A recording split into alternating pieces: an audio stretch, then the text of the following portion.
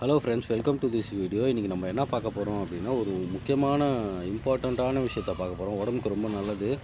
இது என்னென்னா, சப்ஜா சீட்ஸ் வந்து எப்படி இத்தனை நாளாக வருதுன்னு நம்ம யோசிச்சுட்டு இருந்தோம் இல்லைங்களா.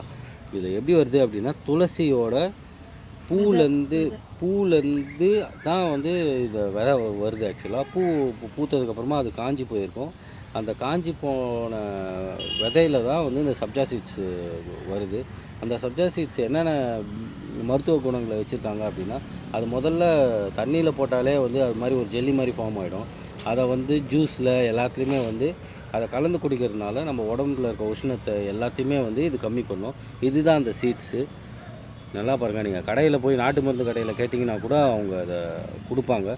ப்ளஸ் நம்ம இதை வச்சுட்டோம் அப்படின்னா இது ஆர்கானிக்காகவே நம்ம வீட்லேயே வளரும், ஈஸியாக வளரும். எதுவும் மெயின்டெனன்ஸ் எல்லாம் ஒன்றும் கிடையாது ஃப்ரெண்ட்ஸ். அதனால் இந்த வீடியோவை பார்த்து லைக் பண்ணுங்கள், சப்ஸ்கிரைப் பண்ணுங்கள் ஃப்ரெண்ட்ஸ் இந்த சேனலுக்கு. தேங்க்யூ.